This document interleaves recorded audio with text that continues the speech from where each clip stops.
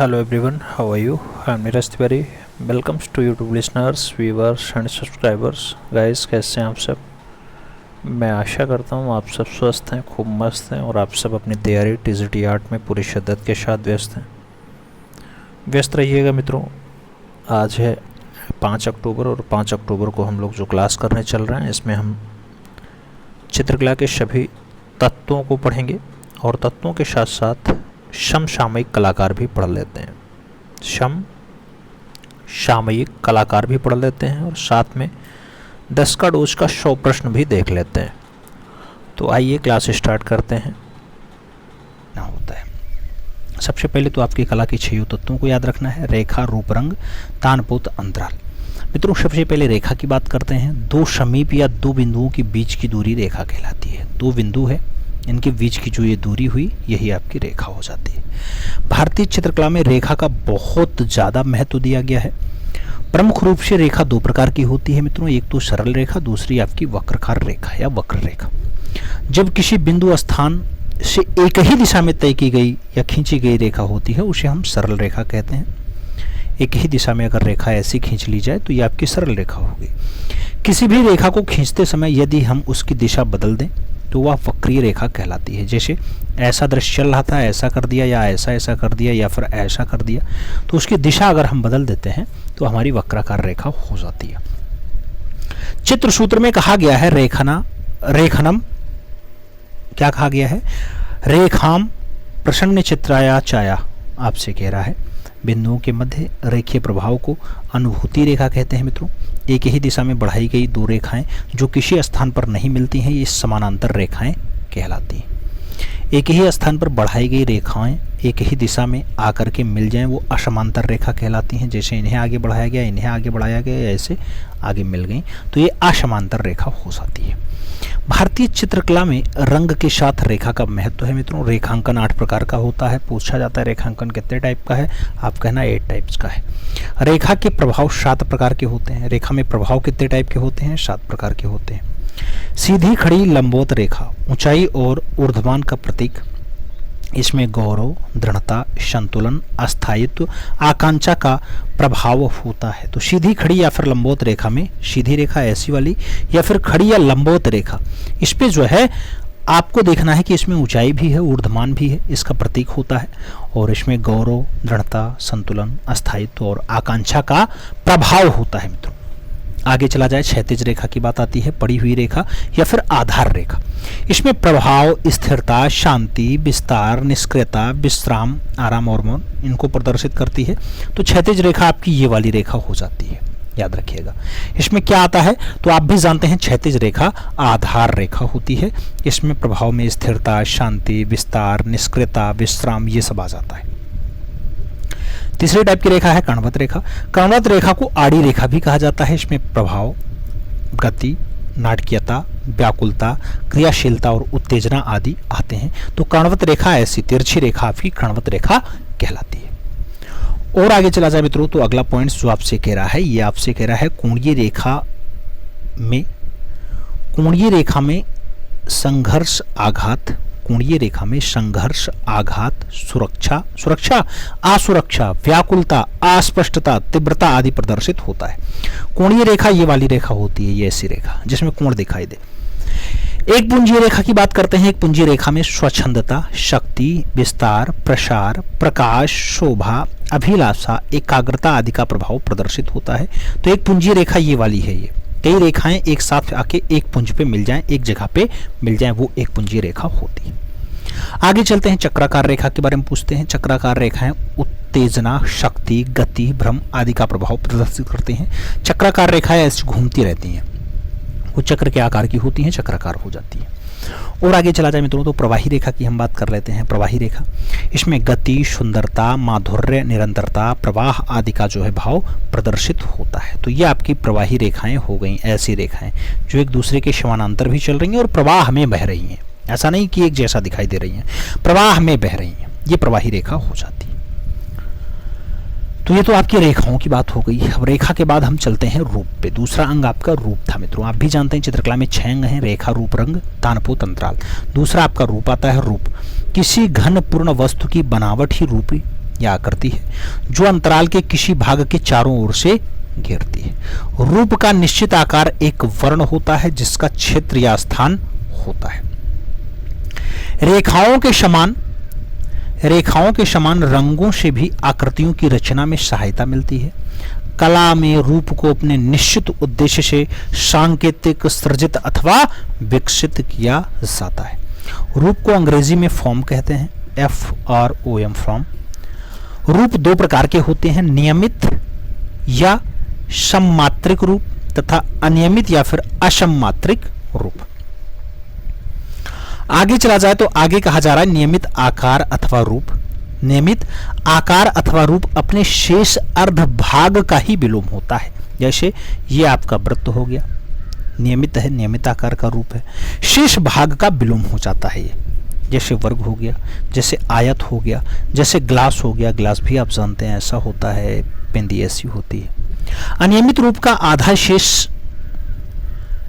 आधे भाग से मिलता जुलता नहीं है, इसमें बौद्धिक सृजनता अधिक होती है मित्रों। तो अनियमित रूप में आधा शेष भाग सिम जैसा नहीं होता, यानी बराबर नहीं होता है, उससे मिलता जुलता नहीं है, इससे बौद्धिक सृजनशीलता अधिक होती है, तो सृजनता ज्यादा दिखाई देती है। ये रूप अधिक रुचिकर होते हैं, जैसे हाथ, पैर, पेड़, पौधा, फूल, पत्ती, बादल, जानवर इत्यादि। रूप के प्रभाव 5 प्रकार के होते हैं। प्लेटो ने रूप के 2 भेद बताए हैं, सापेक्ष और निरपेक्ष। तो इस पे स्टार लगाइएगा मित्रों। प्लेटो के अकॉर्डिंग पूछा जाता है रूप कितने टाइप के हैं, 2 टाइप्स। कौन कौन से? सापेक्ष और निरपेक्ष। आयताकार रूप में शक्ति, अस्थायित्व और एकता का भाव प्रदर्शित होता है मित्रों। ये आपकी आयताकार हो गया, आयताकार रूप में शक्ति, अस्थायित्व और एकता का भाव है। त्रिभुजाकार रूप में सुरक्षा, विकास, शाश्वता, अशांति आदि का भाव प्रदर्शित होता है। यह आपका त्रिभुजाकार हो गया। वर्गाकार रूप में स्थिरता, निरसता, दृष्टा का परिचायक होता है। यह आपका वर्गाकार हो गया मित्रों। गोलाकार रूप में शांति, सुरक्षा, लावण्य, गति आदि का जो है भाव प्रदर्शित हो जाता है। तो यह आपका गोलाकार रूप हो जाता है। और आगे चलते हैं, अंडाकार रूप की बात करते हैं। अंडाकार रूप में लावण्य के साथ साथ सौंदर्य, सृजनात्मकता आदि का जो है भाव प्रदर्शित होता है। यह आपका अंडाकार रूप हो गया। विलोम त्रिभुजाकार रूप में लिप्तता और अशांति के साथ साथ असुरक्षा का भाव प्रदर्शित होता है। विलोम यानी आप तिरछा या उल्टा जो है त्रिभुज बना दो, ये आपका विलोम त्रिभुजाकार हो गया। इसमें जो है अशांति, असुरक्षा या फिर लिप्तता का भाव प्रदर्शित होता है। आपसे क्वेश्चंस बनता है कि इसमें कैसा भाव आता है। ज्यादातर मामले में कई बार आपका कर्णवत रेखा पूछा गया, कर्णवत रेखा में कैसा आता है मित्रों, तो कभी कभी व्याकुलता आया है, कभी कभी क्रियाशीलता या फिर उत्तेजना आया है। हो सकता है आपसे इस बार पूछ ले कि आपकी वर्णवत रेखा में कैसा आता है या असमांतर रेखा में कैसा आता है, तो इसको आपको याद रखना होगा मित्रों। हो सकता है रंग से इस बार क्वेश्चंस पूछ ले। रंग प्रकाश का गुण होता है मित्रों, प्रकाश का गुण है। मानव जीवन में वर्ण या रंग का महत्वपूर्ण स्थान है। वर्ण की उत्पत्ति प्रकाश से हुई है। रंग या वर्ण किसी वस्तु के गुण के बजाय जो है ये प्रकाश के गुण होते हैं, यानी प्रकाश का गुण है। वर्ण के 3 प्रधान गुण होते हैं मित्रों, एक तो रंगत, दूसरा मान, तीसरा सघनता। तो रंगत, मान, सघनता ये वर्ण के 3 गुण बताए जाते हैं। रंगों का स्वभाव या फिर प्रकृति को रंगत कहते हैं, जैसे लालपन है, पीलापन है, ये सब आपके क्या हो गए, स्वभाव हो गए, उसकी प्रकृति को रंगत कहा जाता है। मान जो है, मान रंगत के हल्केपन या गहरेपन का सूचक होता है या द्योतक होता है, वो मान कहलाता है। रंगों की सघनता का अभिप्राय प्रायः चटकदार रंगों से होता है। रंग में चटकपन शुद्धता के कारण होता है मित्रों। प्राथमिक रंग 3 होते हैं। यह रंग किसी भी रंग के मिश्रण से नहीं बनते हैं, ये रंग स्वाभाविक होते हैं। पदार्थ की रंगतें 3 होती हैं, लाल, पीला और नीला। तो लाल, पीला और नीला ये पदार्थ की 3 रंगतें हैं, आप अच्छे से देख लीजिएगा।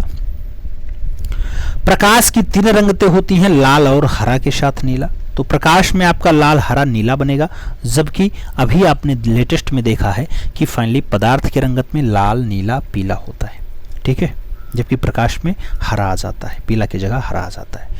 अब चलते हैं कि इन्हीं 2 प्राथमिक रंगों के मिलने से तृतीयक रंग बनता है। तृतीयक, अरे भाई द्वितीयक रंग कहते हैं, सेकेंडरी रंग कहते हैं। जैसे लाल प्लस पीला मिला दो, क्या बनेगा, रिजल्ट क्या आएगा, नारंगी आएगा। पीला प्लस नीला मिला दो, आपका हरा हो जाएगा। नीला प्लस लाल मिला दो, आपका बैंगनी तैयार हो जाता है मित्रों। आगे चला जाए, प्राथमिक और द्वितीयक रंग के मिश्रण से तृतीयक रंग का या फिर मध्यवर्ती रंग बनता है। तृतीयक रंगों की संख्या टोटल 6 होती है। प्राक के अनुसार तृतीयक रंग आलिफ, आलिफ के साथ रशैट और रशैट के साथ सरटन होते हैं। प्राक के अनुसार रशैट, नारंगी, सरटन, बैगनी, हरा, इन सभी का कॉम्बिनेशन आपके सामने दिखाया गया है। इनको आप चार्ट में देख सकते हैं अच्छे से। आगे चला जाए तो आगे कहा जा रहा है, एक दृश्य आप अच्छे से देख लीजिएगा, फिर समझ में आ जाएगा। जैसे नीला प्लस हीरा, नीला प्लस हरा अगर आप मिलाते हैं तो हरा नीला तैयार हो जाता है। ऐसे आप यहाँ पे देखोगे तो बैगनी, नारंगी और हरा ये पहले हो गए, ये वाला दृश्य तैयार किया गया। उसके बाद लाल, नीला, पीला आपका तैयार किया गया। फिर इनमें आपस में मिलान करने से नया नया रंग बन जाता है। जैसे हरा प्लस नीला मिलाओगे, हरा नीला तैयार हो गया। आपसे हरा प्लस पीला तो पीला हरा हो गया। आपसे पीला और नारंगी तो नारंगी पीला हो गया। ऐसे आपसे लाल प्लस नारंगी तो नारंगी लाल हो गया। ऐसे लाल प्लस बैगनी तो आपका बैगनी लाल हो गया। ऐसे आपका बैगनी प्लस नीला तो बैगनी और नीला हो गया। अब देख सकते हैं चक्र को। आगे चला जाए, मनोवैज्ञानिक आधार पर रंगतें 4 होती हैं मित्रों। कौन कौन से रंगतें हैं? लाल है, पीला है, नीला और हरा। तो मनोवैज्ञानिक आधार पे रंगत कितनी है मित्रों? रंगतें 4 होती हैं। पीले रंग में प्रकाश की मात्रा सबसे अधिक होती है। आपको याद रखना है किस रंग में प्रकाश सबसे ज्यादा है, तो पीला रंग में प्रकाश आपका मैक्सिमम है। लाल रंग की कंपन गति सबसे कम होती है मित्रों। लाल रंग की तरंग लंबाई सबसे अधिक होती है। प्रथम दृष्टि को आकर्षित करने वाला रंग लाल है, जिसे अग्रगामी रंग कहते हैं। यह उष्ण या फिर गर्म रंग भी होता है। बैगनी रंग की जो तरंग लंबाई है मित्रों सबसे कम होती है तथा इस रंग की कंपन गति सबसे अधिक होती है। काले और सफेद रंग की अनुभूति रोडस के द्वारा होती है। लाल, पीला और नीले रंग की अनुभूति कोन्स के द्वारा होती है। कोन्स के ठीक ढंग से काम न करने पर वर्णांधता होती है। काले व सफेद रंग को तटस्थ रंग कहा जाता है। श्वेत और श्याम रंग को उदासीन रंग या फिर धूसर रंग कहते हैं या फिर एक्रोमेटिव वर्ण कहते हैं मित्रों। आगे चला जाए, वर्ण चक्र के प्राथमिक रंगों के परस्पर सामने के रंग पूरक रंग कहलाते हैं। इसमें एक रंग प्रायः प्रथम श्रेणी का होता है और दूसरा जो है द्वितीयक श्रेणी का होता है। जैसे लाल का पूरक हरा है, पीला का पूरक आपका बैगनी है, नीला का पूरक आपका नारंगी है। वर्ण चक्र में आमने सामने के वर्ण जो है विरोधी रंग कहलाते हैं मित्रों। लाल, पीला, नारंगी रंग जो है उष्ण स्वभाव के रंग हैं। ये वर्ण सूर्य के रंग के समीप होते हैं। इनकी तरंग गति अधिक होती है। इन्हें अग्रगामी रंग भी कहा जाता है। हरा और नारंगी रंग ठंडा या फिर शीत वर्ण होता है मित्रों। हरा और नारंगी वर्ण ठंडा या फिर शीत वर्ण होता है। इस रंग की तरंग गति कम होती है। इसको पृष्ठगामी रंग भी कहते हैं। अक्षपटल के पार्श्व भाग में रोडस और कोन्स 2 सूक्ष्म तंतु ग्रंथियां होती हैं। विष्णु धर्मोत्तर पुराण और शिल्प रत्न में प्राथमिक रंगतों के सुधा वर्ण और मूल वर्ण कहा गया है मित्रों। सुधा वर्ण और मूल वर्ण कहा गया है। वर्ण चक्र में जो निकटवर्ती रंग हैं और जो एक ही परिवार के रंग हैं वो समीपस्थ वर्ण कहलाते हैं। जैसे पीला है, पीला नारंगी है, नारंगी है, जिसमें पीला रंग सभी में उपस्थित होता है। एक वर्णीय योजना की अगर बात करते हैं, एक्रोमेटिव एक रंग के विभिन्न बलों का प्रयोग होता है। जैसे नीला है, हल्का नीला है और गहरा नीला है। बहुवर्णीय योजना की बात आती है मित्रों तो चित्र में अनेक वर्णों का प्रयोग को वो वर्णीय योजना कहते हैं। श्वेत श्याम वर्णों से चित्रण करने का वर्ण शून्यता होता है। आइजैक न्यूटन ने 1660 ईस्वी में वर्ण की उत्पत्ति प्रकाश से बताई। तो ये 1660 का शन पूछा जाता है, उत्पत्ति पूछा जाता है किससे बताई? प्रकाश से बताई। बैगनी, नारंगी, आसमानी, हरा, पीला, नारंगी, लाल ये सभी के सभी इंद्रधनुषी रंग हैं। इनकी संख्या 7 होती है मित्रों। आपसे पूछा जाता है विबज्योर में कितने रंग, तो आप कहते हैं 7 रंग। प्रसिद्ध वैज्ञानिक ओस्टवाल्ड ने 4 प्राथमिक मुख्य रंगतों को आधार बनाया और इन्हीं के आधार पर 4 द्वितीयक और या फिर आदर्श वृत्त तैयार कर दिया। आदर्श वृत्त चक्र में 8 रंगतों का वर्णन है। आप देखिएगा, पहले तो लाल और हरा हो गया, फिर नीला और पीला हो गया, उसके बाद पत्ती हरा हो गया, नारंगी हो गया, समुद्री हरा हो गया, बैगनी हो गया। तो ये 8 रंगत तैयार हो जाते हैं। वस्तु द्वारा प्रकाश को अपने में समाहित कर लेने पर जो वस्तु होगी वो कैसी दिखाई देगी मित्रों? तो काली दिखाई देगी, सदैव काली दिखाई देगी। ओस्टवाल्ड ने आदर्श वृत्त में 24 रंगतें बताई हैं। तो आप याद रखिएगा 24 रंगतों की बात ओस्टवाल्ड ने की है। जिस रंग में आर पार दिखाई नहीं पड़ता है उसे अपारदर्शक रंग कहते हैं, जैसे तैल रंग हो गया, पोस्टल रंग हो गया, टेम्परा रंग हो गया, ये फिर अपारदर्शक रंग होते हैं, तो इनको आपको याद रखना होगा। इसमें आपका दृश्य एक साइड से दूसरा साइड नहीं दिखाई देगा, यानी आर पार नहीं दिखाई देगा। जिस रंग में आर पार दिखता है वह पारदर्शक रंग होता है, जैसे एक रंग के ऊपर यदि दूसरा रंग चढ़ाया जाए तो पहला रंग दिखेगा। लाल रंग प्रेम क्रोध कुटिलता भयानकता को दर्शाता है। लाल रंग गर्मी के साथ मन में हलचल भी पैदा करता है। पीले रंग में प्रकाश का प्रभाव अधिक होता है। पीला रंग ज्योति का द्योतक होता है।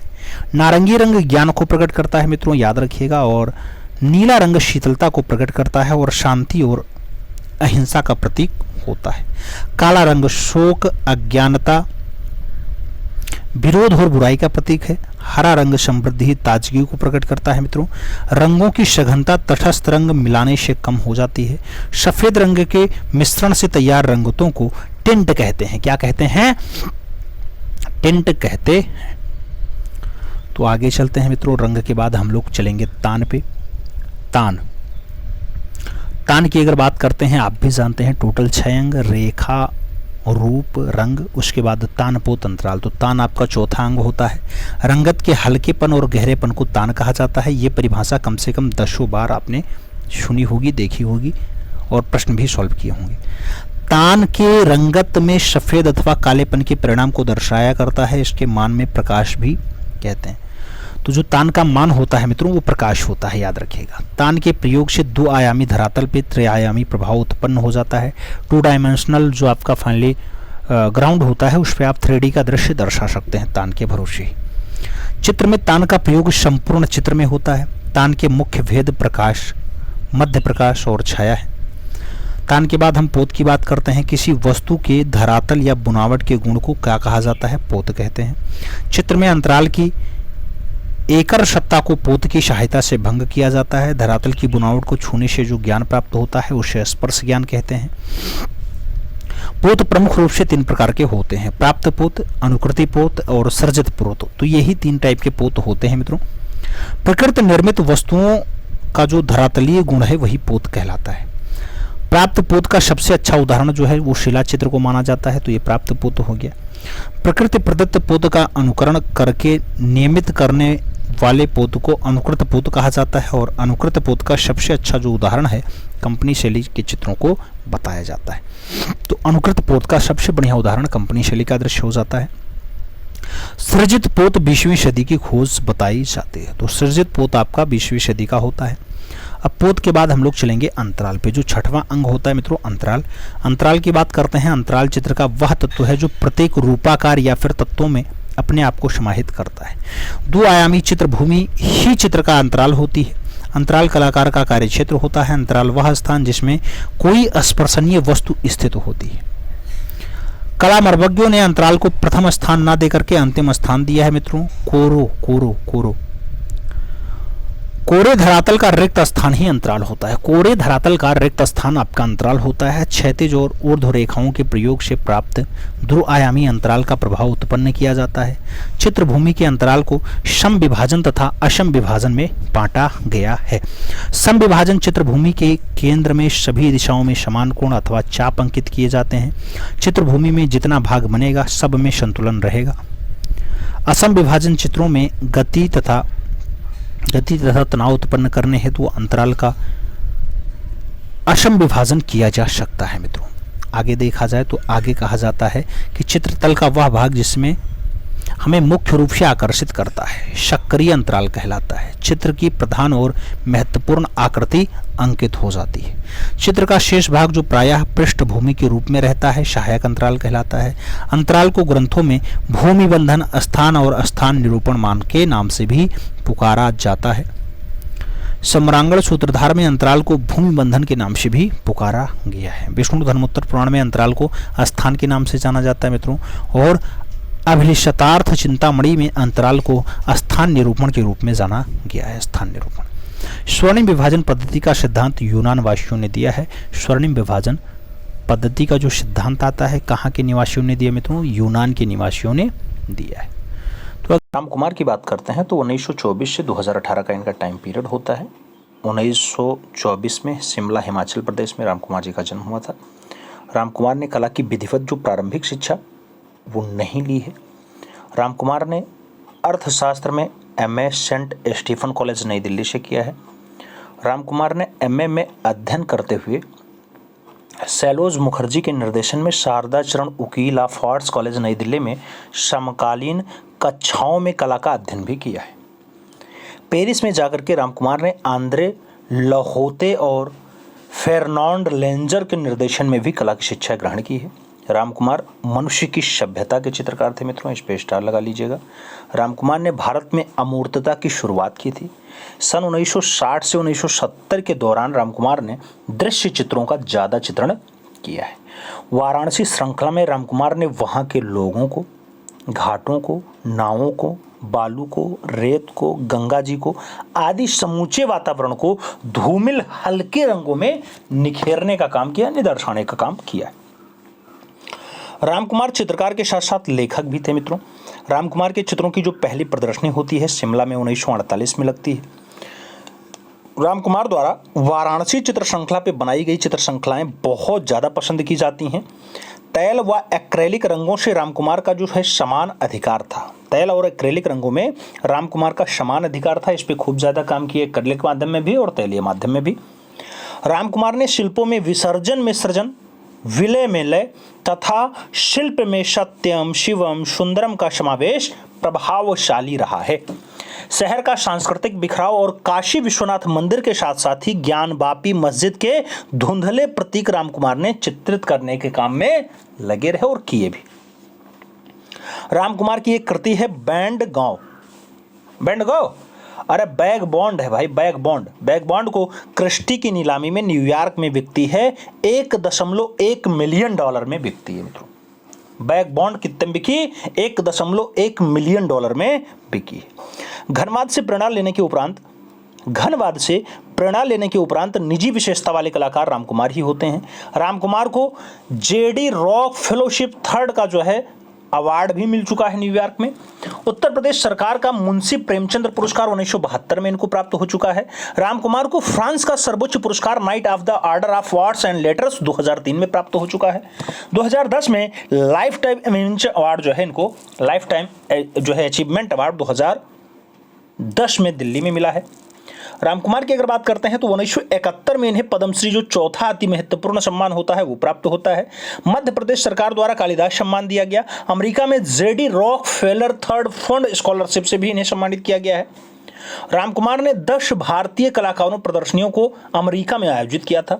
राम कुमार की मृत्यु जो है 14 अप्रैल 2018 को 94 वर्ष की आयु में दिल्ली में ही हुई है। जन्म कहाँ हुआ? शिमला में। कब हुआ? 1924 में। मृत्यु कब हुई? 1918 में। 1918, अरे भैया 2018, ठीक है, 94 वर्ष की आयु में। कुछ खास दृश्यों की बात करते हैं, जैसे सेंट टाउन इनका बढ़िया दृश्य है, सोरो बढ़िया रचना है, 3 वुमेन बढ़िया रचना है, लैम्ब्रिंथ ऑफ अ टाउन की बात हो बढ़िया चित्र है, 2 फिगर्स की बात हो, 2 सिस्टर्स की बात हो, लिथोग्राफी में इन्होंने दर्शाया, राम कुमार का बढ़िया चित्र है। अतीत की बात आती है, तैलीय रचना है, 1958 में बनाया है। और बात करते हैं तो 1958 में सपना तैलीय चित्र है, बढ़िया है। 1965 में श्रद्धांजलि बहुत अच्छा दृश्य है तैलीय माध्यम में। 1965 में नगर दृश्य को दर्शाने का काम राम कुमार ने किया है। और 1982 में उड़ान, इसको भी तैलीय दृश्य में दर्शाया है। 1966 में बसंत को भी तैलीय माध्यम में दर्शाया है। और 1961 में धार, लद्दाख, बनारस सीरीज जैसी शिमला सीरीजों को भी दर्शाने का काम राम कुमार का रहा है। तो ये सब बढ़िया चित्रों में है और चित्र श्रृंखलाओं में है, तो इनको आपको याद रखना होगा। इनसे जो क्वेश्चंस बन सकता है मित्रों, ये मनुष्य का सभ्यता वाला चित्रकार होता है, ये आपको याद रखना होगा। आंद्रे लेहोत और फेर्नांड लेंजर के निर्देशन में कला शिक्षा ली थी, ये आपको याद रखना होगा। शिमला में इनका जन्म हुआ, ये आपको याद रखना होगा। इसके साथ 2010 में इनको लाइफ टाइम अचीवमेंट अवार्ड जो है मिलता है, वो लाइफ टाइम जो है अचीवमेंट अवार्ड को याद रखना होगा। 10 भारतीय कलाकार प्रदर्शनी अमेरिका में आयोजित होती है, उसमें भी राम कुमार शामिल रहे हैं, ये आपको याद रखना होगा। और सपना के साथ नगर दृश्य और शिमला सीरीज तो आपको याद ही रखना होगा। बात करते हैं अगले कलाकार की, कंवल कृष्ण नाम होता है। कंवल कृष्ण की अगर बात करते हैं 1910 से 1993 का इनका टाइम पीरियड होता है। कंवल कृष्ण का जन्म 1910 में मांटगोमरी में हुआ था। Kanwal Krishna government school of arts से कला की डिप्लोमा लेते हैं। पेरिस में कंवल कृष्ण ने ग्राफिक तकनीकी में विशेष प्रशिक्षण प्राप्त किया है। कंवल कृष्ण ने जल रंग और ग्राफिक माध्यम में खूब ज्यादा प्रयोग भी किए हैं।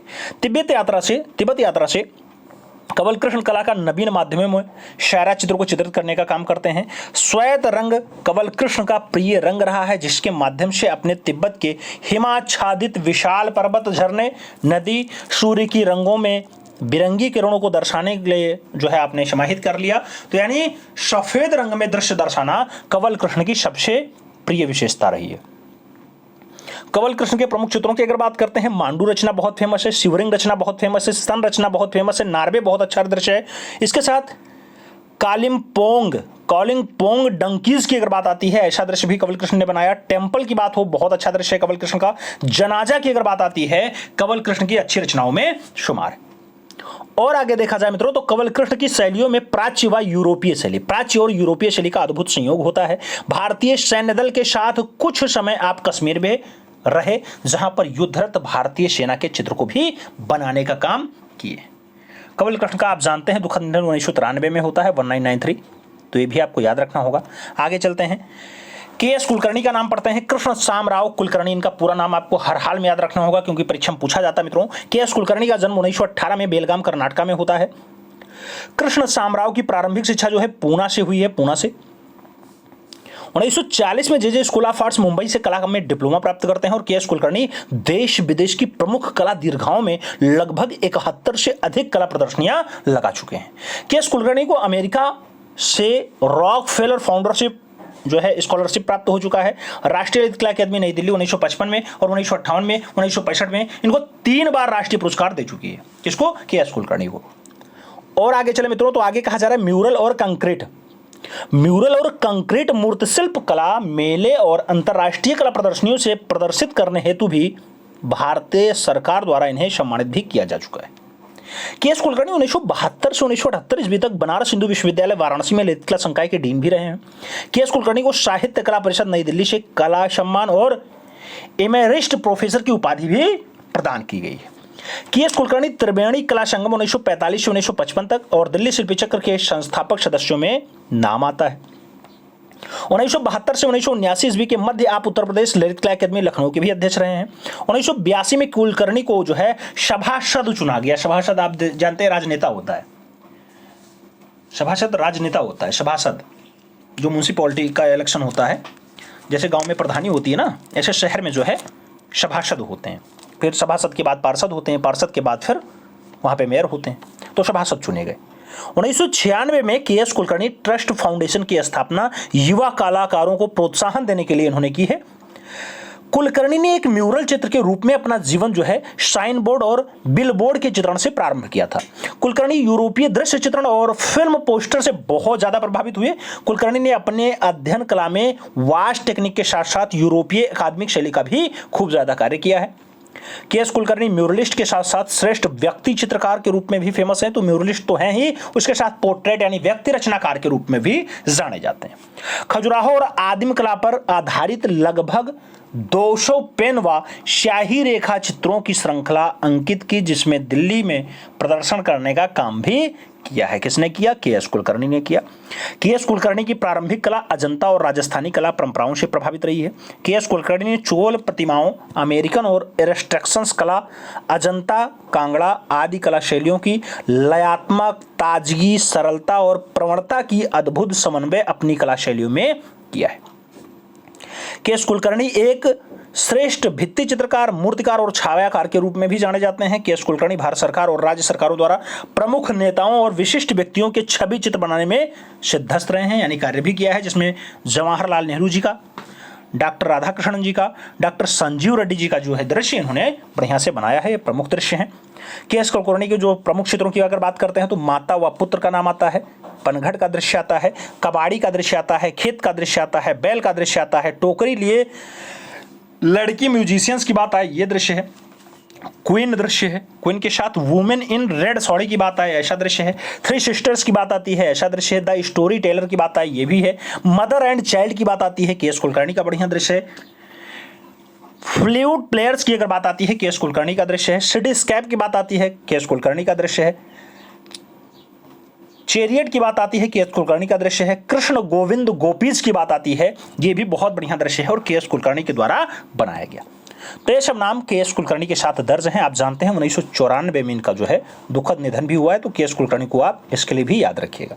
जयाप्पा शामी की बात करते हैं। जयाप्पा शामी कला आलोचक, लेखक, दस्तावेज संग्रहकर्ता और एक कलाकार के रूप में विख्यात जया का जन्म 1918 में चेन्नई में हुआ। जयाप्पा की कला शिक्षा विश्व भारती विश्वविद्यालय शांति निकेतन कोलकाता से हुई है। कॉलेज ऑफ फाइन आर्ट्स और ब्रिजिंग से भी सीखे हैं। उसके साथ जो है अबेरियन कॉलेज अमेरिका से भी ये कला शिक्षा प्राप्त की है। जयाप्पा को आईफैक्स नई दिल्ली का पुरस्कार भी मिला है। जयाप्पा को शिल्पी चक्र नई दिल्ली का सदस्य रहे हैं। और आगे चलते हैं तो जयाप्पा अनेक पत्र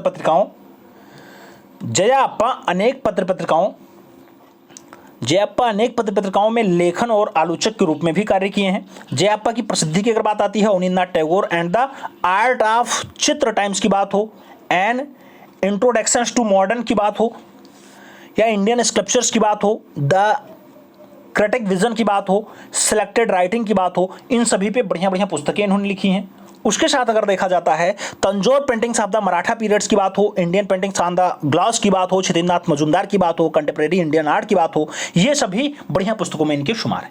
जयाप्पा स्वामी राष्ट्रीय लिखकला अकादमी से सैलोज मुखर्जी पर प्रकाशित मोनोग्राफ का संपादन भी किया है। जयाप्पा स्वामी टेम्परा तथा जल रंग माध्यम में खूब ज्यादा काम किए हैं। तैलीय माध्यम में बने चित्रों को जया की पहचान बनाने में लगी हुई है, यानी तैलीय माध्यम में बने चित्रों से जया की पहचान बनने लगी है, खूब ज्यादा फेमस हुए। जया ने अपने चित्रों में प्रकृति और नारी को चित्रित करने का काम किया है। बस स्टॉप है, सहरा है, पर्वतों के दृश्य में नदी है, किनारा है, आद्य विश्व है, शोकाकुल स्त्री है, जया की बढ़िया कृतियों में शुमार है।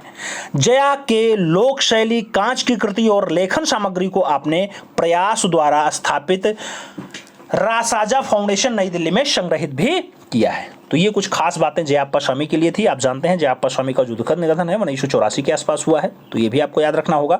आगे चलेंगे, देवयानी कृष्ण की बात करेंगे। देवयानी कृष्ण का जन्म 1918 में इंदौर मध्य प्रदेश में हुआ है। देवयानी कृष्ण के चित्रण की विशेषताएं जो है लोक शैली, प्राकृतिक दृश्यांकन, खिलौने, मानवाकृति की भावनापूर्ण मुद्राएं रही हैं।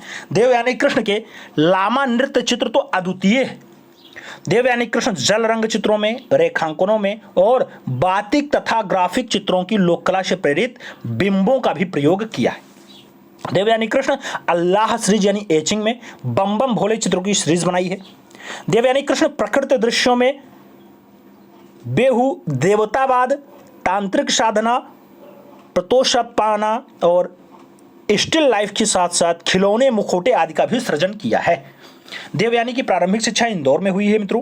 देवयानी कृष्ण ने उच्च शिक्षा का जो अध्ययन है जे स्कूल ऑफ आर्ट से किया है। और आगे बढ़ते हैं तो देवयानी कृष्ण ने भित्तीय चित्रण में विशेष अध्ययन किया है, यानी दीवालों पर चित्रकारी के लिए विशेष अध्ययन देवयानी कृष्ण ने किया है। देवयानी कृष्ण को 1968 का त्रिनाले भारत का पुरस्कार भी प्राप्त हो चुका है मित्रों। देवयानी कृष्ण की अगर बात आती है 2002 में इनका दुखद निधन भी हुआ है, तो ये बात भी याद रखिएगा। आगे चलते हैं, कलाकार आते हैं प्राणनाथ मांगो। जन्म इनका 1923 में जो है पंजाब में हुआ है। प्राणनाथ मांगो चित्रकार, डिजाइनर, शिक्षाविद और कला आलोचक, मांगो कॉलेज ऑफ आर्ट्स नई दिल्ली के प्रोफेसर इन फाइन आर्ट्स के पद से 1981 में सेवानिवृत्त हुए। प्रतिष्ठित कला आलोचक डॉक्टर CL फावरी ने मार्च 1958 में स्टेट्समैन में लिखा था, प्राणनाथ मांगो 2 डिजाइन प्रदर्शनी में शामिल हुए जो उन्होंने जलियांवाला बाग की स्मृति में बनाने वाले म्यूरल के लिए बनाए थे। Pran Nath Mago Jallianwala Bagh symbols of urge for freedom कागज पर चारकोल माध्यम में बनाया है। वेंकटाचलम ने अपनी पुस्तक माई कंटेम्परेरीज 1966 में लिखा है कि प्राणनाथ मांगो भारतीय चित्रकारों की उभरती पीढ़ियों में एक युवा आधुनिक कलाकार हैं। प्राणनाथ मांगो भारतीय लघु चित्रों से अधिक प्रभावित थे और चित्र की बनावट से प्राणनाथ मांगो लघु चित्रों के गुणों को अपनाए रखा है। प्राणनाथ मांगो का जन्म 1923 में पंजाब में हुआ था और प्राणनाथ मांगो के चित्र प्रभाववाद से प्रभावित रहे हैं। मांगो संप्रति all India handicraft board Delhi के आलेखन विभाग के निर्देशक भी रहे हैं। तो ये तो नाम प्राणनाथ मांगो का हो गया। आगे चलते हैं, रमेश्वर बूटा के बारे में थोड़ा सा देख लेते हैं। रमेश्वर बूटा का जो जन्म है 1941 में हुआ है, दिल्ली में हुआ है। रमेश्वर बूटा की कला की शिक्षा कहाँ से प्राप्त हुई? तो दिल्ली कॉलेज ऑफ आर्ट्स नई दिल्ली से इनको कालित की जो है कला की शिक्षा प्राप्त हुई है। रामेश्वर बूटा किस कला संस्थान के सदस्य रहे हैं मित्रों? तो दिल्ली शिल्पी चक्र के सदस्य रहे हैं। दिल्ली आर्ट कॉलेज से रामेश्वर बूटा ने कब चित्रकला का जो है डिप्लोमा प्राप्त किया? तो 1964 में प्राप्त किया है। रामेश्वर बूटा दिल्ली शिल्पी चक्र के सचिव कब रहे? 1968 से 70 के आसपास रहे हैं। प्रारंभ में रामेश्वर बूटा ने भूखे, दुबले पतले और हड्डियां दर्शाते श्रमिक वर्ग की व्यथा और दैनिक जीवन को चित्रित करने का काम करते रहे। सर्वाधिक प्रसिद्ध जो है गोरिल्ला चित्र श्रृंखला है। किस चित्रकार ने चित्रित किया मित्रों? तो गोरिल्ला चित्र श्रृंखला को रामेश्वर बूटा के द्वारा दर्शाया गया है। रामेश्वर बूटा किस कला संस्थान के कला विभाग में प्रवक्ता पद पर रह चुके हैं? तो त्रिवेणी कला संगम में प्रवक्ता के रूप में कार्य किए हैं। 1997 ईस्वी में आईफैक्स नई दिल्ली में रामेश्वर बूटा को किस सम्मान से सम्मानित किया? तो कला विभूषण सम्मान दिया है इनको। और रामेश्वर बूटा की अगर बात करते हैं तो रामेश्वर बूटा को कला में योगदान के लिए लाइफ टाइम अचीवमेंट अवार्ड भी दिया गया। 2013 के आसपास ये पुरस्कार दिया गया। और आगे चला जाए बूटा के लिए और क्या लिखा गया है मित्रों? तो Boota biography of a crime नामक फिल्म किस कलाकार ने निर्देशित की? तो biography of a crime Rameshwar Boota के द्वारा निर्देशित की गई फिल्म है। 1990 के दशक में बूटा ने मेटामोफोर्सिस सीरीज पे कार्य भी किया है। रामेश्वर बूटा दिल्ली स्थित त्रिवेणी कला संगम के कला विभाग में किस वर्ष जो है विभागाध्यक्ष बने? तो 1967 में बने हैं। कौन सा चित्रकार शरीर पर बाल दिखाने के लिए ब्लेड के टुकड़ों से कैनवास को खुरच करके इच्छित प्रभाव पैदा करता है? तो ऐसा काम रामेश्वर बूटा जी का है। रामेश्वर बूटा ने अपनी प्रसिद्ध ऐप सीरीज किस दशक में चित्रित की? तो 1970 से 80 के दशक में फाइनली उन्होंने बनाई है। प्रमुख चित्र श्रृंखला की बात करते हैं। गोरिल्ला श्रृंखला बहुत फेमस है, ऐप सीरीज बहुत फेमस है, कैनवास पे तैलीय माध्यम में बनाया है। आदमी श्रृंखला है, और ये सब अच्छी रचनाओं में शुमार हैं। किसके? रामेश्वर बूटा की। और आगे देखा जाए तो रामेश्वर बूटा के प्रमुख चित्रों की अगर बात करते हैं तो ऐप सीरीज इनका ज़्यादा फेमस है। द विनर और हिप्पीज की बात आती है, बढ़िया दृश्य है। आर डिवीजन की बात हो, द एनटोल्ड स्टोरी की बात हो, माई फ्रेंड्स की बात हो, प्रत्यारोपण की बात हो, कैनवास पे तैलीय माध्यम में है। सेवादार की बात हो, कैनवास पे तैलीय माध्यम में है। मेन सीरीज की बात हो, विंडोज की बात हो, लास्ट स्टेप की बात हो, ये सब बढ़िया दृश्य हैं और रामेश्वर बूटा के द्वारा बनाए गए। रामेश्वर बूटा चित्रकार के साथ साथ ग्राफिक कलाकार थे। रामेश्वर बूटा केवल और केवल पुरुष आकृतियां बनाते थे, ये खास बात थी। तो मित्रों, ये थे रामेश्वर बूटा, जिनकी दिल्ली में जो है शिक्षा भी हुई, दिल्ली में जन्म भी हुआ और कला विभूषण सम्मान भी प्राप्त कर चुके हैं। त्रिवेणी कला संगम से नवाजे जा चुके हैं। गोरिल्ला चित्र श्रृंखला ज़्यादा फेमस है, तो इसको आपको याद रखना है। उड़ान यानी फ्लाइट, ये किसकी मूर्ति शिल्प है आपसे पूछा गया। नाम रामकिंकर वैश्य का दिया गया, चिंतामणिकर का दिया गया, सतीश चंद्र गुजराल का दिया गया और प्रदोष दास गुप्ता का नाम दिया गया। उड़ान यानी फ्लाइट की बात हो रही है। जब उड़ान रचना की आपसे पूछे कि ये किसकी मूर्ति शिल्प है मित्रों, तो एक प्रख्यात मूर्तिकार हैं चिंतामणिकर, उनकी ये रचना है। आपको राइट आंसर चिंतामणिकर के साथ देना होगा। C is the right answer finally लगाना पड़ेगा। आगे चलेंगे, अगला क्वेश्चन आएगा, आपसे कह रहा है हाथियों के पकड़ने की कई सुंदर दृश्य हैं। तो हाथियों के पकड़ने का कई सुंदर दृश्य जो है वो लखनदियारी में मिलता है, होशंगाबाद में मिलता है, मानिकपुर में मिलता है या फिर विजयगढ़ में प्राप्त होता है। आपसे कह रहा है हाथियों के पकड़ने का सुंदर दृश्य मिल रहा है, चित्र मिल रहा है, कहाँ पे मिल रहा है? तो ये चित्र आपको लखनिया में मिल रहा है। लखनिया दरी जो है वहाँ से देखने को मिल रहा है। तो राइट आंसर आप लखनिया दरी लगाइएगा, first is the right answer बनाइएगा। आगे चला जाएगा तो अगला क्वेश्चन 3 नंबर आता है। पूछा गया हेनरी मूर की एक बड़ी प्रदर्शनी राष्ट्रीय आधुनिक कला संग्रहालय न्यू दिल्ली में लगी थी। नाम 1950 का है, 1987 का है, नाम 1954 का भी है और 1999 का भी दिया गया। हेनरी मूर की एक बहुत बड़ी प्रदर्शनी थी, राष्ट्रीय आधुनिक कला संग्रहालय में लगी थी और ये फाइनली जो लगी थी ये 1987 में लगी थी। तो 1987 आंसर्स बनेगा। सही जवाब सी के साथ बनेगा, सी इज़ द राइट आंसर्स लगाना। अगला क्वेश्चन 4 नंबर आएगा। पूछा गया किसके अनुसार रस उत्पन्न नहीं होता है, उसकी अनुभूति होती है। नाम श्रीशंकु का दिया गया, भट्टोलोलट का दिया गया, भट्ट नायक और अभिनव गुप्ता का नाम दिया गया। आपसे कह रहा है किसके अकॉर्डिंग रस उत्पन्न नहीं होता है, उसकी केवल अनुभूति की जाती है। तो रस उत्पन्न नहीं होता मित्रों, उसकी अनुभूति की जाती है। भट्टोलोलट जी का जो है ये फाइनली कथन है। तो आपको राइट आंसर यहाँ सी के साथ लगाना है, सी इज़ द राइट आंसर बना लेना है। आगे चला जाएगा। अगला क्वेश्चन 5 नंबर आता है, पूछा गया वो एकमात्र चित्रकार जिन्होंने देश के विभाजन की त्रासदी को अपने चित्रों का विषय बनाया। नाम राम कुमार का है, सतीश चंद्र गुजराल का है, एम एफ हुसैन और तैयब मेहता का नाम दिया गया। कह रहा भारत का एकमात्र चित्रकार है जिन्होंने देश विभाजन की त्रासदी को अपने चित्रों का विषय बना लिया, उस पर ज़्यादा रचना की। तो ऐसे कलाकार का जो नाम है मित्रों वो सतीश चंद्र गुजराल है, जो इंद्र कुमार गुजराल के भाई साहब हैं। राइट आंसर्स आपको सी के साथ लगाना है, C is the right answers बनाना है। आगे चला जाएगा 6 नंबर क्वेश्चन आपकी स्क्रीन पे। आपसे कह रहा है बिहार के अरुण पंडित, बिहार के अरुण पंडित की जो प्रसिद्धि है क्या चित्रकार के रूप में है, छापाकार के रूप में है, मूर्तिकार के रूप में है या फिर पॉटर के रूप में। बिहार के हैं अरुण पंडित जी, उनकी जो ख्याति है मित्रों एक प्रख्यात मूर्तिकार के रूप में है।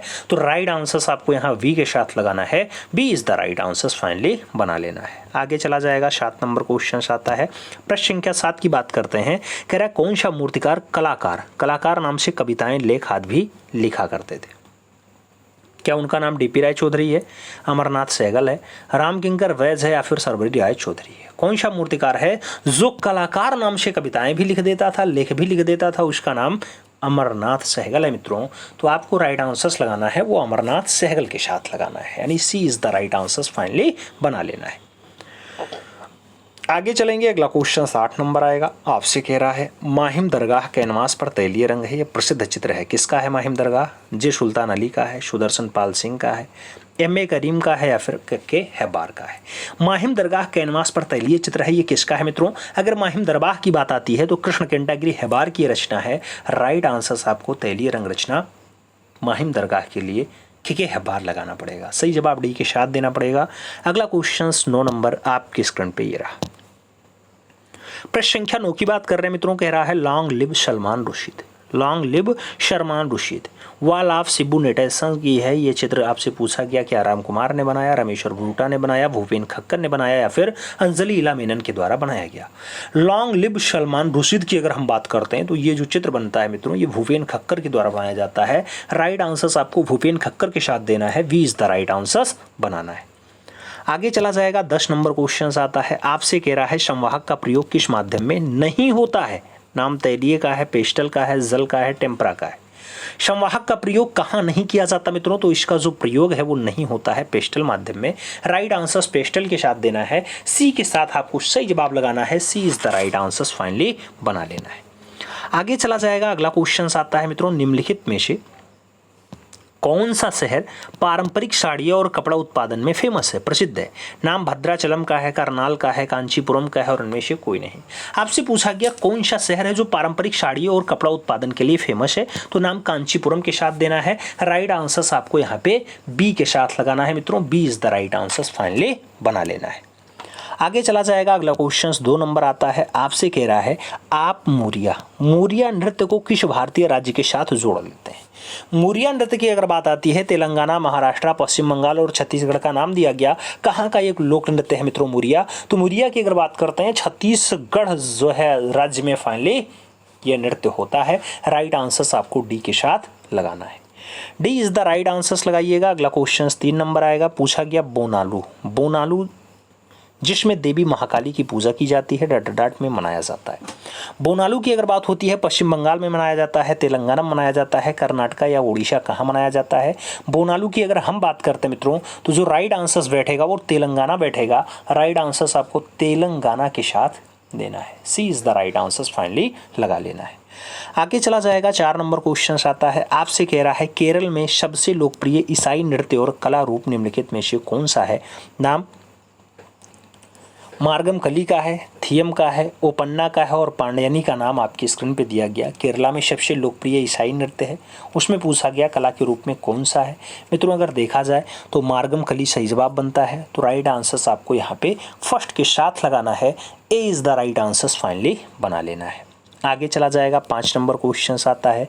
आपसे कह रहा है शोभना नारायण निम्नलिखित में से किस नृत्य रूप के लिए बहुत प्रसिद्ध है। नाम दिया गया भारतनाट्यम के लिए है, लावणी के लिए है, कथक के लिए है या फिर ओडिसी के लिए। शोभना नारायण की अगर बात होती है कौन से नृत्य रूप के लिए फेमस नाम होता है, तो शोभना नारायण का संबंध जो जुड़ता है वो फाइनली आपके कथक से जुड़ता है। इसलिए जब राइट आंसर्स लगाइएगा तो कथक के साथ लगाइएगा, B is the right answers finally बना लीजिएगा। आगे चला जाएगा। अगला क्वेश्चन 6 नंबर आता है, आपसे कह रहा है 3 पारंपरिक त्योहार सेकरेई, मोनियू और मोत्सू निम्नलिखित में से किस भारतीय राज्य से जुड़े हुए हैं? नाम अरुणाचल प्रदेश का है, मिजोरम का है, मणिपुर का है और नागालैंड का नाम दिया गया। आपसे 3 पारंपरिक त्योहार हैं, सेकरई है, मोनियू है और मोत्सू है, इसके बारे में पूछा गया। अगर भारतीय राज्य पूछा जाए तो आप नागालैंड का साथ आंसर्स लगाइएगा। D is the right answers finally बनाइएगा। सही जवाब डी के साथ बैठेगा। आगे चला जाएगा। अगला क्वेश्चन 7 नंबर आता है, पूछा गया भारत के किस राज्य में आपको ऐतिहासिक जीजी किला जिसे सेंजी किला भी कहा जाता है स्थित है? नाम केरला का है, उड़ीसा का है, कर्नाटका और तमिलनाडु का नाम दिया गया। आपसे जीजी किला के बारे में पूछा गया कहाँ लोकेटेड है, तो जीजी किला भारत के तमिलनाडु प्रांत में है। राइट आंसर्स मित्रों आपको डी के साथ लगाना है। D is the right answers बना लेना है। आगे चला जाएगा। अगला क्वेश्चन आता है, कला और संस्कृति को बढ़ावा देने के लिए अंतर्राष्ट्रीय नृत्य दिवस इसमें से किस तारीख को मनाया जाता है? नाम 10 अप्रैल का है, 29 अप्रैल का है, 5 अप्रैल और 15 अप्रैल का नाम दिया गया। कला और संस्कृति को बढ़ावा देने के लिए अंतर्राष्ट्रीय नृत्य दिवस कब मनाया जाता है? तो अंतर्राष्ट्रीय नृत्य दिवस जो है 29 अप्रैल को मनाया जाता है। राइट आंसर सी के साथ लगाइएगा। सी इज द राइट आंसर मित्रों आपको बनाना है। आगे चला जाएगा। अगला क्वेश्चन 9 नंबर आता है, पूछा गया मत्स्य उत्सव राजस्थान के किस शहर में मनाया जाता है? मत्स्य उत्सव राजस्थान के कौन से शहर में मनाया जाता है? नाम जैसलमेर का है, कोटा का है, अलवर और जयपुर का नाम दिया गया। अगर मत्स्य उत्सव की बात आती है तो सही जवाब अलवर बनता है। राइट आंसर्स आपको वी के साथ लगाना पड़ता है। B is the right answers बनाना पड़ता है। आगे चला जाएगा। अगला क्वेश्चन 10 नंबर आता है, प्रश्न संख्या 10 की बात होती है। आपसे कह रहा है प्राचीन भारतीय इतिहास के अनुसार किस आधुनिक शहर को प्राचीन नाम लवपुरी था, जो भगवान राम के पुत्र लव का शहर रहा है? लवपुरी के आपके लखनऊ का नाम है, लाहौर का नाम है, लखनपुर का नाम है या फिर लुधियाना का नाम है? आपको बताना है किसे आप लवपुरी कहते हैं। तो मित्रों लवपुरी वर्तमान में आपके पड़ोसी मुल्क में है और पड़ोसी मुल्क जो है लाहौर वाला सही जवाब बन रहा है। तो राइट आंसर्स आपको सी के साथ लगाना पड़ रहा है। C is the right answers finally बनाना पड़ रहा है। आगे चला जाए। अगला क्वेश्चन आपकी स्क्रीन पे है, कह रहा है महानवमी डिब्बा। महानवमी डिब्बा ये इसका अनुष्ठानिक महत्व भारत के निम्नलिखित राज्यों में से किसने जुड़ा है? पांड्य से जुड़ा है, चेर से जुड़ा है, चोल से जुड़ा या फिर विजयनगर से जुड़ा? महानवमी डिब्बा की अगर बात आती है मित्रों, ये हरिहर और बुक्का वाले राज्य से है, यानी विजयनगर साम्राज्य से है। तो राइट आंसर डी के साथ लगाइएगा। D is the right answers बनाइएगा। आगे चला जाएगा। 2 नंबर क्वेश्चन है, आपसे कह रहा है चंद्रगढ़ का किला निम्नलिखित में से किस राज्य में स्थित है? नाम कर्नाटका का है, महाराष्ट्र का है, आंध्र प्रदेश और गुजरात का नाम दिया गया। चंद्रगढ़ का किला आपसे पूछा गया। चंद्रगढ़ के किले की अगर बात करते हैं मित्रों, तो वहीं पर लोकेटेड है जहां पर क्या स्थित है? जहां पर आपका धारापुरी स्थित है। क्या स्थित है? धारापुरी स्थित है। सही जवाब क्या बनेगा? राइट आंसर्स महाराष्ट्र के साथ जाएगा। सी इज द राइट आंसर्स बनेगा। आगे चलेंगे। अगला क्वेश्चन 3 नंबर आएगा। आपसे कह रहा है शाना लामोक। शाना लामोक किस राज्य की क्षेत्रीय संगीत है मित्रों? नाम मिजोरम का है, मेघालय का है, असम का है और मणिपुर का नाम दिया गया। शाना लामोक की बात होती है। शाना लामोक जो फाइनली आपका राज्य का क्षेत्रीय संगीत है उसका संबंध मणिपुर से है। तो आपको राइट आंसर्स मणिपुर देना पड़ेगा। डी के साथ राइट आंसर्स बनाना पड़ जाएगा। D is the right answers लगाना। अगला क्वेश्चन 4 नंबर आपकी स्क्रीन पे ये रहा। पोइला बैसाख है। पोइला बैसाख असमिया नया साल है, गुजराती नव वर्ष है, बंगाली नव वर्ष है या फिर उड़ीसा नया साल है? आपसे पोइला बैसाख की बात हो रही है। पोइला बैसाख की अगर बात करें तो ये बंगाली नव वर्ष होता है। राइट आंसर्स आपको बंगाली नव वर्ष के रूप में देना है। B is the right answers लगा लेना है। सही जवाब बी के साथ जाएगा। 5 नंबर क्वेश्चन पे चलेंगे। आपसे कह रहा है भारत में सबसे धनाढ्य और बहुमूल्य मंदिर कौन सी है? नाम तिरुपति बालाजी का दिया गया, सरणी के साईं बाबा का दिया गया, तिरुवनंतपुरम का पद्मनाभ स्वामी मंदिर दिया गया और पुरी का जगन्नाथ मंदिर दिया गया। भारत का सबसे ज़्यादा पैसा कहाँ पे है? सबसे ज़्यादा बहुमूल्य जो मंदिर है, धनाढ्य मंदिर है, वो आपका तिरुवनंतपुरम का पद्मनाभ स्वामी मंदिर है। तो राइट आंसर्स आपको सी के साथ लगाना है। C is the right answers बना लेना है। आगे चला जाए। अगला क्वेश्चन 6 नंबर है। 9 वर्ष के अवसर पर उगादि का आयोजन किस राज्य में किया जाता है? नाम कर्नाटका का है, छत्तीसगढ़ का है, तेलंगाना का है और गुजरात का नाम दिया गया। 9 वर्ष के अवसर पे फानी उगादि का आयोजन होता है, वो कहाँ पे होता है? तो आपके कर्नाटका प्रांत में होता है। सही जवाब कर्नाटका के साथ देना है। First is the right answers मित्रों लगा लेना है। आगे चला जाएगा। अगला क्वेश्चन 7 नंबर आता है। प्रश्न संख्या 7 की बात करते हैं। कह रहा है शैलियों की लड़ाई है, धोबन है, नाटक है, ये बढ़िया चित्र है, किसने बनाया? नाम शार्ल डोमियन का है, एल ग्रेको का है, ओनेर डोमिये का है और पाल गुंगबा का नाम दे दिया गया। शैलियों की लड़ाई है, धोबन है, ये नाटक है, ये सब रचना पूछी गई, कौन बनाता है। इसके नटनाकार की अगर बात करते हैं तो ओनेर डोमिये बनते हैं। राइट आंसर्स बी के साथ बैठेगा, B is the right answers लगाना पड़ जाएगा। आगे चला जाएगा। 8 नंबर क्वेश्चन आता है, कह रहा है Christ, musicians, reader, Christ, Buddha, Saraswati, reclining, mother and child, ये बढ़िया शिल्प हैं, किसने बनाए। नाम बिमल कुंडू का है, रित्तीलाल कंसोड्रिया का है, शीला गौड़ा का है और भारती खेर का नाम दे दिया गया। आपसे मदर एंड चाइल्ड की बात कर रहा है, रिक्लाइंग की बात कर रहा है, म्यूजिशियंस की बात कर रहा है, रीडर की बात कर रहा है, क्राइस्ट की बात कर रहा है, बुद्ध की बात कर रहा है, सरस्वती की बात कर रहा है। तो ये सारी जो रचनाएं हैं मित्रों, ये बढ़िया शिल्प जो हैं ये बिमल कुंडू के द्वारा बनाए गए हैं।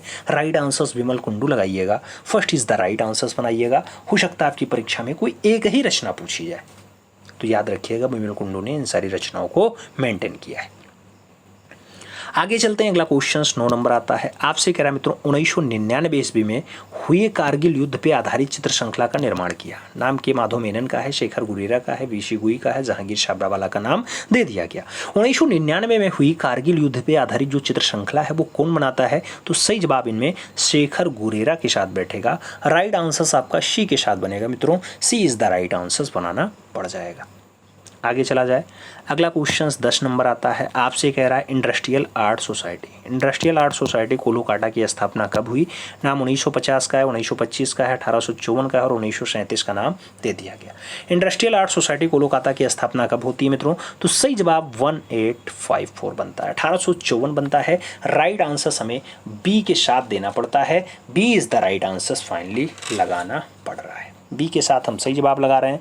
आगे चलेंगे। अपना अगला क्वेश्चन आपकी स्क्रीन पे है, आपसे कह रहा है क्या नरगिस का पुष्प जो Prince of wealth museum Mumbai में रखा हुआ है कौन से मुगलिया चित्रकार ने बनाया।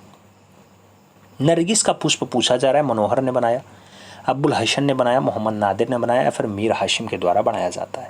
नरगिस का पुष्प अगर पूछा जाता है तो जो प्रिंस ऑफ वेल्थ में रखा है नादिर के द्वारा बनाया गया है। राइट आंसर्स मित्रों नादिर के साथ लगाना, B is the right answers finally बना लेना। सही जवाब बी के साथ जाएगा।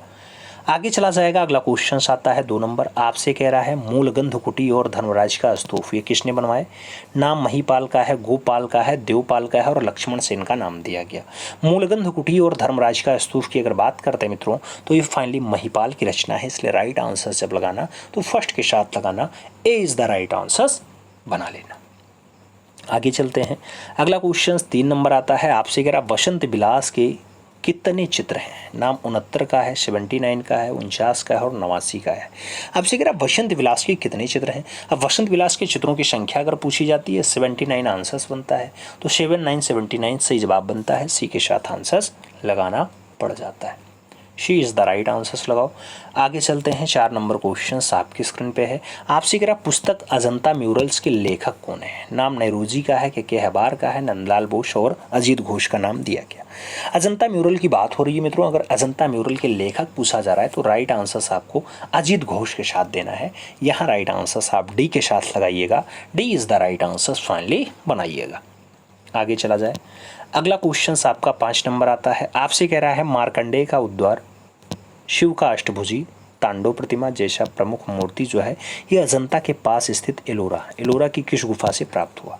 मार्कंडेय का उद्गार या शिव की अष्टभुजी तांडव प्रतिमा जो है 22वीं नंबर गुफा में एलोरा में मिली, 10वीं नंबर में मिली, 16वीं नंबर में मिली या फिर 34 में मिली है। आपको बताना है कि एलोरा की कौन से नंबर गुफा में मार्कंडेय के जो है उद्गार का दृश्य है या फिर शिव की अष्टभुजी तांडव प्रतिमा का दृश्य है।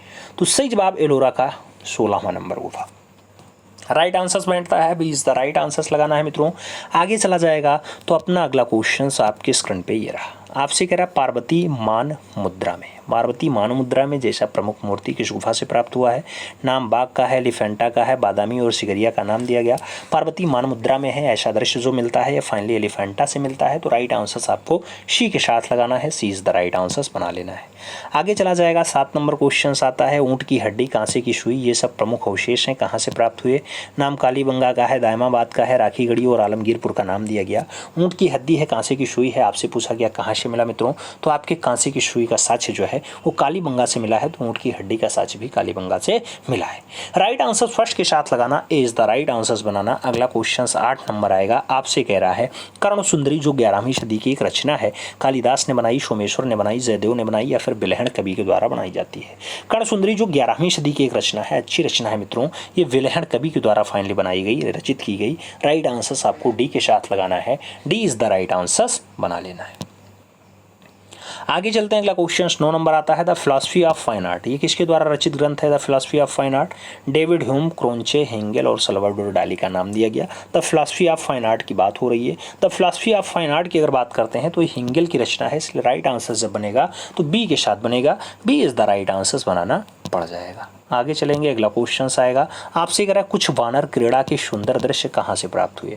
नाम बांदा का है, ग्वालियर का है, मंदसौर का है और पंचमढ़ी का नाम दिया गया। कुछ वानर क्रीड़ा के सुंदर दृश्य कहाँ से मिले मित्रों? तो ये आपके पंचमढ़ी से प्राप्त हुए हैं, इसलिए जब राइट आंसर्स की बात आएगी तो डी के साथ आपको आंसर्स मिलान करना पड़ेगा, D is the right answers finally बनाना पड़ जाएगा। सही जवाब डी के साथ लगाएंगे। अगले क्वेश्चन पे चलेंगे। अगला क्वेश्चन आपकी स्क्रीन पे है मित्रों, आपसे कह रहा है मनोरथ मंजरी या रसिक रत्नावली या बिहारी चंद्रिका ये किस राजा की रचना है? नाम राणा कुंभा का है, संग्राम सिंह का है, सामंत सिंह का है और भानुदत्त का नाम दिया गया। आपसे मनोरथ मंजरी या रसिक रत्नावली या फिर बिहारी चंद्रिका की बात कर रहा है, तो ये फाइनली सामंत सिंह की रचना है, इसलिए जब राइट आंसर्स लगाना तो आप बी के साथ लगाना, B is the right answers finally बना लेना। आगे चला जाएगा, अगला क्वेश्चन आता है, आपसे कह रहा है किशनगढ़ शैली को प्रकाश में कौन लाया था? नाम एरिक डिकन्सन, फयाज अली का है, नाम काशीनाथ साल्वे का है, ए.के. स्वामी और क्लाइव विल का नाम दे दिया गया। किशनगढ़ शैली को प्रकाश में लाने का काम किसका रहता है? तो किशनगढ़ शैली को फाइनली प्रकाश में लाने का काम एरिक डिकन्सन और फयाज अली का है। राइट आंसर्स फर्स्ट के साथ बनेगा, ए इज द राइट आंसर्स लगाना पड़ जाएगा। अगला क्वेश्चन 3 नंबर आता है, आपसे कह रहा है भिक्षुणी, गुरुदेव और बापू जैसा प्रमुख चित्र कौन बनाता है? नाम ललित मोहन सेन का है, सुधीर रंजन खास्तगीर का है, जे महिवासी और रणवीर सिंह बिष्ट का नाम दिया गया। भिक्षुणी है, गुरुदेव है, बापू है, ये रचना के बारे में पूछा गया। तो भिक्षुणी, गुरुदेव और बापू की अगर बात करते हैं मित्रों तो ये रचना आपकी फाइनली सुधीर रंजन खास्तगीर के द्वारा बनाई गई है। तो राइट आंसर सुधीर रंजन खास्तगीर देना, सी इज द राइट आंसर बना लेना। आगे चला जाएगा, अगला क्वेश्चन 4 नंबर आता है, आपसे कह रहा है फूलन देवी। फूलन देवी जैसा जो चित्र है मित्रों ये किसने बनाया? नाम जी.एम. संतोष का आता है, मृणालिनी मुखर्जी का आता है, के.जी. सुब्रमण्यम का आता है और मकबूल फिदा हुसैन का नाम दे दिया गया। आपसे फूलन देवी के बारे में पूछा गया। अगर फूलन देवी रचना पूछी जाती है मित्रों तो ये मकबूल फिदा हुसैन के द्वारा बनाई गई रचना है। आपको राइट आंसर डी के साथ लगाना है, D is the right answer finally बना लेना है। आगे चला जाएगा, 5 नंबर क्वेश्चन आता है, आपसे कह रहा है सीगीजी। सीगीजी जो लघु फिल्म है इसका निर्माण किसने किया? आपसे सीगीजी के बारे में पूछा गया। केशी आर्यन के द्वारा बनाया गया या फिल्म है, जगमोहन चोपड़ा ने मेंटेन किया, अकबर पदमसी ने बनाया या फिर अनुपम सूद के द्वारा बनाया गया? सीगीजी लघु फिल्म की अगर बात करते हैं मित्रों तो इसको जो निर्माण करता है वो अकबर पदमसी। तो राइट आंसर आपको वी के साथ लगाना है, B is the right answer finally बना लेना है। आगे चला जाए, अगला क्वेश्चन 6 नंबर आता है, आपसे कह रहा है गुरिल्ला चित्र श्रृंखला किसने बनाया? नाम रमेश्वर ब्रूटा का है, मंजीत बाबा का है, नाथूलाल वर्मा का है और काशीनाथ साल्वे का नाम दिया गया। गुरिल्ला चित्र श्रृंखला किसने बनाया मित्रों? तो आपसे गुरिल्ला चित्र श्रृंखला के बारे में पूछ रहा है। सही जवाब जब बन रहा है तो रमेश्वर ब्रूटा बन रहा है। तो राइट आंसर हम फर्स्ट के साथ लगाएंगे, A is the right answer finally बना लेंगे, first is the right answers लगाएंगे। अगले क्वेश्चन पे चलेंगे, 7 नंबर क्वेश्चन आपकी स्क्रीन पे है, आपसे कह रहा है सत्य की मृत्यु, झूला, आंख मिचोली जैसा प्रमुख चित्र किसने बनाया? नाम कुर्वे का है, आंद्रे देरे का है, फ्रांसिस गोया का है और हेनरी मॉतिस का नाम दिया गया। सत्य की मृत्यु है, झूला है, आंख मिचोली है, प्रमुख चित्र है मित्रों, कौन बनाता है? राइट आंसर फ्रांसिस गोया के साथ बनेगा। तो बी के साथ आपको राइट आंसर बनाना है, B is the right answer लगाना है। आगे चलेंगे, अगला क्वेश्चन 8 नंबर आता है, आपसे क्या कह रहा है, कला और कलम अलीगढ़ जैसा प्रमुख पुस्तक किसने लिख दिया? नाम ए.के. स्वामी का है, निर्मल किशोर अग्रवाल का है, सावित्री धमन का है और एरिक डिकन्सन का नाम दे दिया गया। कला और कलम अलीगढ़, कला और कलम अलीगढ़ की अगर बात करते हैं तो ये निर्मल किशोर अग्रवाल की है। तो शायद जो फाइनली आंसर्स बन रहा है मित्रों वो सी के साथ बन रहा है, C is the right answers आप लगाइए। आगे चला जाएगा, अगला क्वेश्चन आएगा 9 नंबर क्वेश्चन आपकी स्क्रीन पे है, आपसे कह रहा है लाल इमली, पिछड़ा पानी या मायावती आश्रम ये प्रमुख चित्र है, किसने बनाया? नाम नंदलाल बोस का है, मनीषी डे का है। शारदा चरण वकील और यज्ञेश्वर शुक्ल का नाम दिया गया। लाल इमली है, पिछड़ा पानी है, मायावती आश्रम है। आपसे पूछा गया रचना किसकी है, तो फाइनली मास्टर मूसा यानी नंदलाल बोस की है। तो राइट आंसर आपको फर्स्ट के साथ लगाना है, A is the right answer बना लेना है। आगे चलते हैं, अगला क्वेश्चन आता है, कलकत्ता कला विद्यालय के प्रथम प्रधानाचार्य कौन थे। नाम अवनी बाबू का है, DS वैलेंटाइन का है, HN लूथे का है और फाइनली EV हैवेल का नाम दे दिया गया। कलकत्ता कला विद्यालय के प्रथम प्रधानाचार्य आपसे पूछा गया मित्रों, तो सही जवाब HN लूसे के साथ लगाइएगा, B is the right answer finally बनाइएगा। सही जवाब B के साथ लगाइए। संगीतकारों की गैलेक्सी किसकी पेंटिंग है। नाम दिया गया रवि वर्मा की है, सिद्ध कुमार हालधार की है, अवनींद्रनाथ टैगोर की है या फिर छतीन्द्रनाथ मजूमदार की है। संगीतकारों की गैलेक्सी के लिए पूछा गया तो नाम रवि वर्मा लगाइएगा, first is the right answer मित्रों बनाइएगा। अगला क्वेश्चन 2 नंबर आएगा, पूछा गया रामानंद और उनके अनुयायी किसके विख्यात म्यूरल हैं। नाम दिया गया है नंदलाल बोस का है, रामकिंकर वैज का है, विनोद बिहारी मुखर्जी का है या फिर कृपाल सिंह शेखावत का है। रामानंद और उनके अनुयायी की बात हो रही है मित्रों। अगर रामानंद और उनके अनुयायी के बारे में पूछा जा रहा है तो राइट आंसर आपको विनोद बिहारी मुखर्जी लगाना पड़ेगा, B is the right answer finally यहाँ पे बनाना पड़ेगा। आगे चलते हैं, 3 नंबर क्वेश्चन आता है, आज की कला पुस्तक के लेखक हैं। आज की कला पुस्तक के लेखक क्या प्रयाग शुक्ल जी हैं, ज्योतिष जोशी जी हैं, विनोद भारद्वाज जी हैं या फिर राकेश मिश्रा जी हैं। आज की कला पुस्तक के राइटर के बारे में पूछा गया तो आज की कला जो राइटिंग है ये प्रयाग शुक्ल की है। सही जवाब आपको फर्स्ट के साथ लगाना है मित्रों, ए is the right answer finally बना लेना है। आगे चला जाएगा, अगला क्वेश्चन 4 नंबर आता है, पूछा गया भारत में प्राचीनतम वृत्ताकार मंदिर मिला है। नाम गया के बराबर में मिला है, सांची में मिला है, जयपुर के बरौठ में मिला है या फिर विदिशा के विशनगर में मिला है। भारत में प्राचीनतम वृत्ताकार मंदिर कहाँ से मिला, तो पुराना वाला जो वृत्ताकार मंदिर मिला है मित्रों ये जयपुर के बैरौठ में मिला है। तो राइट आंसर आपको यहाँ पे B के साथ लगाना है, B is the right answer finally बना लेना है। आगे चलेंगे, 5 नंबर क्वेश्चन से आपसे कह रहा है awaiting the Q. Awaiting the Q जो फेस्टल माध्यम में है ये किसका चित्र है। नाम मोने का है, देंगा का है, माने का है और पिकासो का नाम दिया गया। अवेटिंग द क्यू की बात हो रही है। अवेटिंग द क्यू अगर पेस्टल रचना हम पूछते हैं तो राइट आंसर आपको देंगा देना पड़ेगा, C is the right answer मित्रों बनाना पड़ेगा। सही जवाब C के साथ लगाना पड़ेगा। आगे चला जाएगा, अगला क्वेश्चन 6 नंबर आता है, प्रश्न संख्या 6 की बात करते हैं। कलिल्लाह व दिमना। कलिल्लाह व दिमना निम्नलिखित में से किस ग्रंथ की अरबी रूपांतरण है। नाम ब्रह्मसूत्र का है, पंचतंत्र का है, महाभारत का है और सुश्रुतु संहिता का नाम दे दिया है। कलिल्लाह और दिमना की बात होती है तो कलिल्लाह और दिमना जो फाइनली रचनाएं हैं ये आपके पंचतंत्र में आती हैं। तो सही जवाब पंचतंत्र का ये अरबी रूपांतरण है, कलिल्लाह और दिमना। राइट आंसर C के साथ लगा लेना मित्रों। आगे चलेंगे, अगला क्वेश्चन 7 नंबर आएगा, पूछा गया प्राकृतिक स्मारक कृष्ण का माखन लड्डू। आपसे कह रहा है कृष्ण का माखन लड्डू कहाँ स्थित है। नाम महाबलीपुरम का है, बादामी का है, आईहोल का है और मथुरा का नाम दिया गया।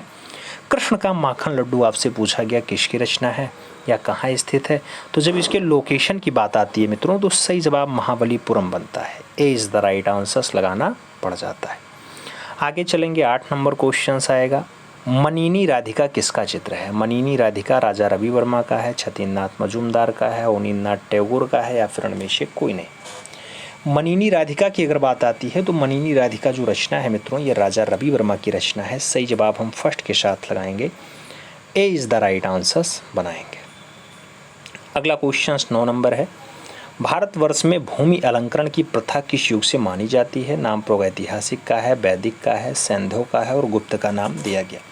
भारतवर्ष में भूमि अलंकरण की जो प्रथा है ये कौन से युग से मानी जाती है। अगर युग का नाम पूछा जा रहा है तो सही जवाब वैदिक युग लगाना, राइट आंसर आप C के साथ बनाना, C is the right answer बनेगा। अगला क्वेश्चन 10 नंबर आएगा, निम्नलिखित में से एक विख्यात कला आलोचक है। नाम जय झरोटिया का है, अर्पिता सिंह का है, राम कुमार और ज्योतिष जोशी का नाम दिया गया। आपसे पूछा गया एक फेमस विख्यात कला आलोचक कौन है। तो कला आलोचक के रूप में ज्योतिष जोशी का नाम लगाइएगा, D के साथ आप लोग राइट आंसर बिठाइएगा। सही जवाब D के साथ बैठेगा मित्रों, D is the right answer बनेगा। आगे चलेंगे, अगला क्वेश्चन आपके स्क्रीन पे आएगा, बहुत प्यारा क्वेश्चन है मित्रों। आपसे कह रहा है जॉर्जियोन किसका शिष्य था। नाम दिया गया पिकासो का है, बर्लिनी का है, डॉली का है या फिर ब्रॉक का है। जॉर्जियोन किसका शिष्य रहा है मित्रों? अगर शिष्यत्व की बात करते हैं तो बेल्लेलिनी सही जवाब बनता है। राइट आंसर हमें सी के साथ लगाना पड़ेगा। सी इज़ द राइट आंसर बनाना पड़ जाएगा। कह रहा बसंत की रूपकथा किस कलाकार का चित्र है? नाम बेत्तेचल्ली का है, घिवर्ती का है, लिप्पी का है और इनमें से कोई नहीं का नाम दिया गया। बसंत की रूपकथा के बारे में पूछा जा रहा है। अगर बसंत की रूपकथा आपसे कह रहा है तो राइट आंसर बेत्तेचल्ली लगाइएगा। First is the right answer बनाइएगा। ए के साथ सही जवाब लगेगा। अगला क्वेश्चन 3 नंबर आएगा। आपसे क्या कह रहा है?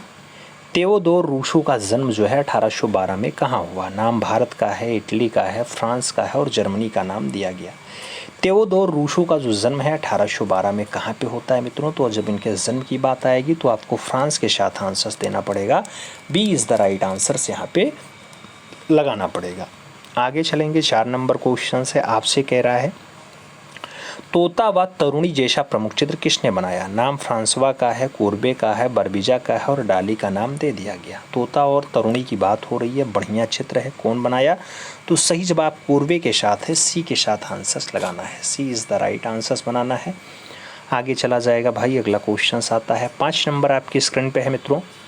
मंदिर का शुद्धिकरण जैसा प्रसिद्ध चित्र कौन बनाता है? नाम एल गेक्रो का है, दोमिये का है, रूसो और मोने का नाम दिया गया। मंदिर के शुद्धिकरण की बात हो रही है, फेमस चित्र है, कौन बनाता है? एल गेक्रो की रचना है। तो सही जवाब हमें फर्स्ट के साथ लगाना है। A is the right answer बना लेना है। आगे चलते हैं। अगला क्वेश्चन 6 नंबर आता है। 1957 में बद्रीनाथ आर्या ने शिक्षा ग्रहण किया। मुंबई में, लखनऊ में, दिल्ली में या फिर बंगाल में? 1957 में बद्रीनाथ आर्या कहाँ पे शिक्षा ग्रहण करते हैं आपसे पूछा गया। तो राइट आंसर आपको लखनऊ लगाना है। सही जवाब मित्रों सी के साथ बनाना है। सी इज़ द राइट आंसर बनेगा। अगला क्वेश्चन 7 नंबर आएगा। सेरेमनी है, नुक्कड़ नाटक है, ये प्रमुख चित्र है, किसने बनाया? सुधीर पटवर्धन ने बनाया, प्रयाग झा ने बनाया, समीर मंडल ने बनाया या फिर दिनकर कौशिक के द्वारा बनाया जाता है? सेरेमनी है, नुक्कड़ नाटक है, ये प्रमुख चित्र है मित्रों, अच्छा चित्र है, कौन बनाता है? तो सही जवाब आपका सुधीर पटवर्धन के साथ बैठेगा। ए इज़ द राइट आंसर आपको लगाना पड़ जाएगा। First is the right answers लगाएंगे। अगले क्वेश्चंस पे चलेंगे। 8 नंबर क्वेश्चंस आपके स्क्रीन पे है। अकबर पद्मश्री का पद्म भूषण कब मिला? नाम 2019 का है, 2004 का है, 2017 और 2010 का नाम दिया गया। अकबर पद्मश्री को जो है पद्म भूषण कब दिया जाता है? तो जब पद्म भूषण देने की बात आएगी 2010 का सन आएगा। राइट आंसर डी के साथ बैठेगा।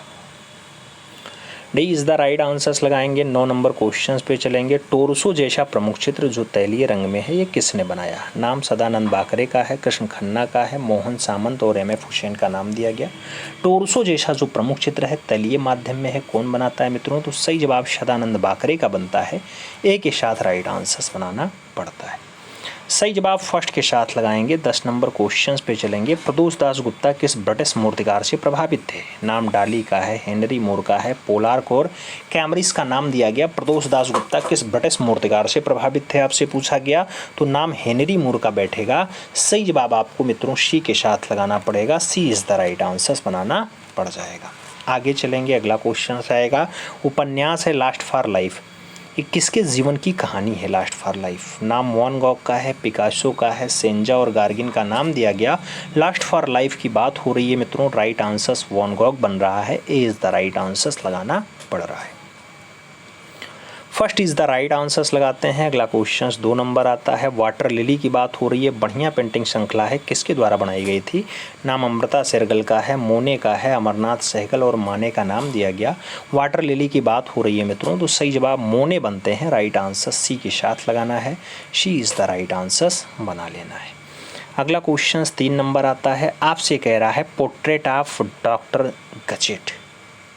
पोर्ट्रेट ऑफ डॉक्टर गचेट के चित्रकार कौन है? वैन गॉग हैं, पाल सेजान हैं, देंगा हैं या फिर पिकासो हैं? पोर्ट्रेट ऑफ डॉक्टर गचेट की बात होती है मित्रों, तो इसके जो रचनाकार हैं वो वैन गॉग हैं। राइट आंसर्स आपको फर्स्ट के साथ लगाना है। Van Gogh is the right answers बना लेना है। अगला क्वेश्चन 4 नंबर आएगा। प्रश्न संख्या 4 की बात करते हैं तो पूछा गया पत्थर तोड़ने वाले किस कलाकार की कृति है? नाम वैन गॉग का है, दोमिये का है, गॉर्गिन का है और कोर्बे का नाम दे दिया गया। पत्थर तोड़ने वाले किस कलाकार की कृति है? तो पत्थर तोड़ने वाले जो कृति है मित्रों ये कोर्बे की है। राइट आंसर डी के साथ लगाना है। D is the right answer आपको बना लेना है। अगला क्वेश्चन 5 नंबर है, रात्रि के दृश्यों में परछाइयों का नाटक किसके चित्रों में अंकित मिलता है? नाम गोया का है, देंगा का है, दोमिये का है, लोत्रेक का है। रात्रि के दृश्यों में परछाइयों का जो नाटक है ये कहाँ अंकित मिलता है मित्रों? तो ये दोमिये की रचना में अंकित मिलता है। इसलिए जब राइट आंसर्स की बात आएगी तो बी के साथ आंसर्स लगाना है, B is the right answers बनाना है। 6 नंबर क्वेश्चन से कह रहा है, उछलकर लांघता हुआ अश्व का चित्रण किसने किया? नाम कांस्टेबल का है, ब्लेम ब्लैक का है, टर्नर और जोशुआ रेनॉल्ड्स का नाम दे दिया गया। उछलकर लांघता हुआ अश्व के बारे में पूछा गया। अगर उछलकर लांघता हुआ अश्व के बारे में पूछा जाए तो सही जवाब कांस्टेबल बनता है, A is the right answers बैठ जाता है। फर्स्ट के साथ आंसर्स लगाते हैं। अगला क्वेश्चन 7 नंबर आता है, पूछा गया the toilet of Venus. The toilet of Venus किसके द्वारा चित्रित है? नाम एनी विल्स कोरिशो का है, नाम एस्टोरेनो कोरिशो का है, नाम माइकल एंजेलो और मेसिस द कैरावेजियो का है और फ्रेंको राइस वाउचर का नाम दिया गया। द टॉयलेट ऑफ वीनस की बात होती है, किसके द्वारा चित्रित है? द टॉयलेट ऑफ वीनस की अगर बात करते हैं तो ये आपके फ्रेंकाइस वाउचर सही जवाब बनते हैं, डी के साथ राइट आंसर्स बैठता है। अगला क्वेश्चन 8 नंबर आता है, पूछा गया तरबूज खाने वाले चित्र किसकी कृति है? नाम जरबरा का है, नाम कैरावेजियो का है, नाम बेलास्के का है, नाम म्यूरिलो का दिया गया। तरबूज खाने वाले की बात होती है, राइट आंसर्स क्या बैठता है? तरबूज खाने वाले की अगर बात करते हैं म्यूरिलो राइट आंसर्स बैठता है। सही जवाब हमें डी के साथ लगाना है, D is the right answers बनाना है। अगला क्वेश्चन 9 नंबर आएगा, पूछा गया सिस्टीन मैडोना को किसने चित्रित किया? नाम लियोनार्डो का है, रैफेल का है, बैत्तिचेल्ली का है और मर्सियोचो का नाम दे दिया गया। सिस्टीन मैडोना की अगर बात आती है मित्रों तो राइट आंसर्स रैफेल बनते हैं, सही जवाब सी के साथ बैठता है, सी इज़ द राइट आंसर्स लगाते हैं। अगला क्वेश्चन 10 नंबर आएगा, पूछा गया अंकुरण नामक चित्र का चित्रण किसके द्वारा किया गया? नाम एम.एफ. हुसैन का है, फ्रांसिस न्यूटन सूजा का है, एस.एच. रजा का है और के हब्बार का नाम दिया गया। अंकुरण नामक चित्र की चित्रण की बात होती है, कौन करता है? तो सैयद हैदर रजा के द्वारा किया गया। इसलिए जब राइट आंसर्स की बात आएगी तो आपको बी के साथ आंसर्स यहाँ पे बनाना पड़ेगा, B is the right answers लगाना पड़ेगा। अगला क्वेश्चन है, ताश खेलने वाले जैसी प्रमुख कलाकृति किसने बनाई है? नाम सेजान का है, मार्शल धुंसा का है, गोंगवा का है और पिकासो का नाम दे दिया गया। ताश खेलने वाले की बात होती है, सही जवाब जो बनता है मित्रों वो सेजान बनता है, राइट आंसर्स फर्स्ट के साथ बनता है, A is the right answers बनाना पड़ता है। अगला क्वेश्चन है, आनंदोत्सव की रात है, सपेरा है, आंधीग्रस्त जंगल है, ये प्रमुख चित्र है, किसने बनाया? नाम टर्नर का है, रूशो का है, ब्रूशे का है और सल्वाडोर डाली का नाम आपकी स्क्रीन पे दिया गया। आनंदोत्सव की रात है, सपेरा है, आंधीग्रस्त जंगल है, अच्छा चित्र है मित्रों, ये रूशो के द्वारा बनाया गया है। तो राइट आंसर्स हम सी के साथ लगाएंगे, सी इज़ द राइट आंसर्स बनाएंगे। आगे चलेंगे, अगला क्वेश्चन संथाल विलेज हो गया, प्लाश हो गया, संथाल गर्ल हो गया, प्रमुख चित्र है, किसने बनाया? नाम भूपेन खक्कर का है, शोभा सिंह का है, हरेन दास और कृष्ण खन्ना का नाम दिया गया। संथाल विलेज है, पलाश है, संथाल गर्ल है, आपसे पूछा कि अच्छा चित्र है कौन बनाता है? तो इनके जब चित्रकार की बात आती है मित्रों तो राइट आंसर्स आपके हरेन दास बनते हैं, सही जवाब आपका बी के साथ बैठता है, B is the right answers लगाना पड़ता है। अगला क्वेश्चन 4 नंबर आएगा, बनारस के घाट की बात हो रही है, कांसा माध्यम में है, गांधी दर्शन जैसा प्रमुख चित्र किसका है? नाम महेंद्र पांड्या का है, एस.जी. श्रीखांडे का है, उषा रानी हुजा और मीरा मुखर्जी का नाम दिया गया। बनारस के घाट की बात हो रही है, कांसा माध्यम में बना है मित्रों। तो बनारस के घाट की अगर बात करते हैं तो जो राइट आंसर्स बैठता है वो एस.जी. श्रीखांडे के साथ बैठता है, इसलिए जब राइट आंसर्स की बात होगी तो सी के साथ आंसर्स बनेगा, सी इज़ द राइट आंसर्स लगाना है। अगला क्वेश्चन 5 नंबर आएगा, एक अच्छा मूर्तिकार बनने के लिए कलाकार को स्वयं मिट्टी तैयार करनी चाहिए, ऐसा कथन किसका है? नाम रामकिंकर वैद्य का है, सुरेंद्र नाथकर का है, श्रीधर महापात्रा और धनराज भगत का नाम दिया गया। अच्छा मूर्तिकार बनना है तो स्वयं मिट्टी तैयार करें मित्रों, तो ऐसा कथन जो है रामकिंकर वैद्य का है, ऐसा निर्देश रामकिंकर वैद्य ने दिया था। राइट आंसर्स फर्स्ट के साथ आ रहा है। अगला क्वेश्चन 6 नंबर जा रहा है, प्रश्न संख्या 6 की बात होती है, कला प्रसंग है, शिल्पलोक है, कला दर्शन है, रेखावली है, प्रमुख पुस्तक है, किसने लिखी? नाम असद अली का है, उमेद खान का है, विश्वनाथ मुखर्जी और रामचंद्र शुक्ल का नाम दिया गया। कला प्रसंग, शिल्पलोक, कला दर्शन, रेखावली अच्छी पुस्तकें हैं, लिखा जाता है रामचंद्र शुक्ल के द्वारा। तो राइट आंसर्स आपको डी के साथ लगाना है, D is the right answers बनाना है।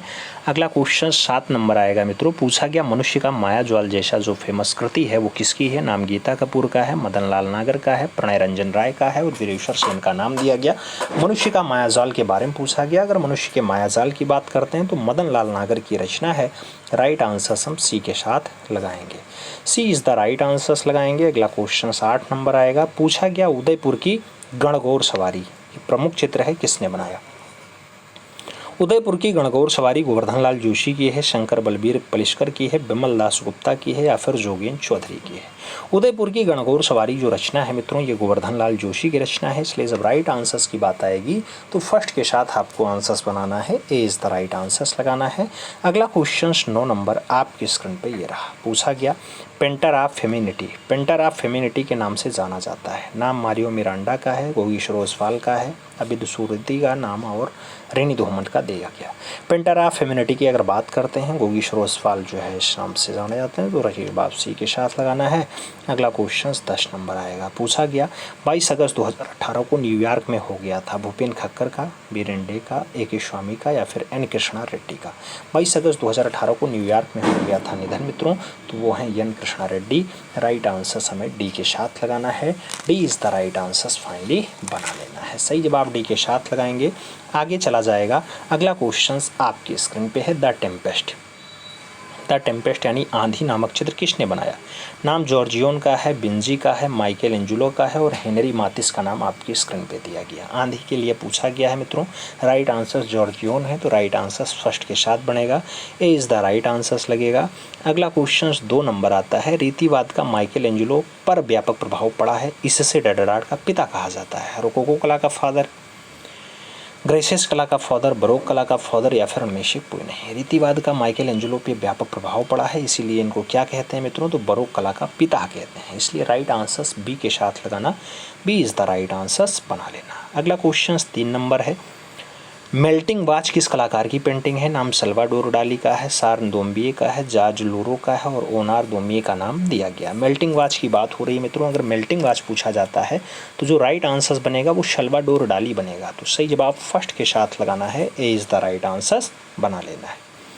अगला क्वेश्चन 4 नंबर आएगा। पूछा गया जीवन का जन्म है, महादेवी दुर्गा है, भिक्षुक परिवार है, बढ़िया चित्र है, किसने बनाया? नाम जयकृष्ण अग्रवाल का है, नित्यानंद महापात्रा का है, डीपी धूलिया का है और हेरेन दास का नाम दिया गया। जीवन का जन्म है, महादेवी दुर्गा है, भिक्षुक परिवार है। अच्छा रचना है मित्रों, और इसके जो रचनाकार हैं वो नित्यानंद महापात्रा है। तो राइट आंसर्स नित्यानंद महापात्रा बनेगा। सी के साथ आंसर्स बैठेगा।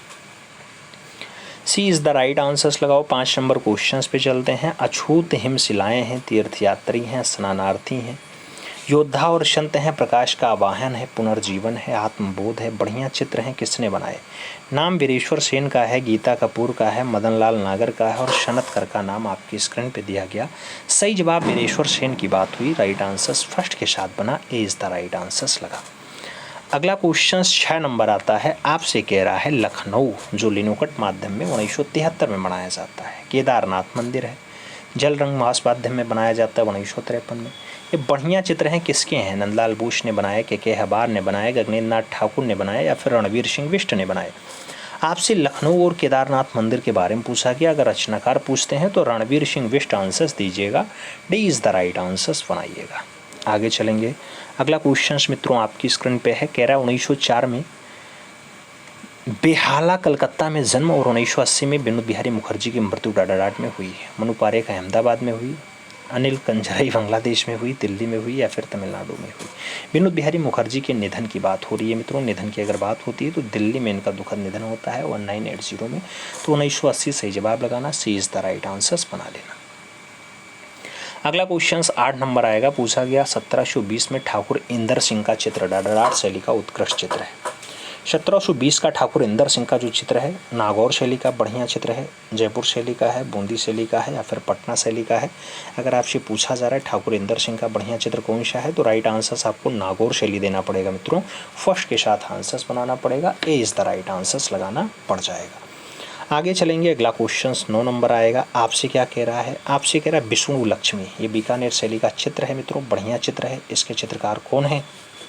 नाम कमला का है, हामिद रुकनुद्दीन का है, इलायची का है और हरदेव का नाम आपकी स्क्रीन पे दिया गया है। विष्णु लक्ष्मी की बात होती है मित्रों, तो सही जवाब जो है वो हामिद रुकनुद्दीन है। सही जवाब सी के साथ बनाना है, C is the right answers लगाना है।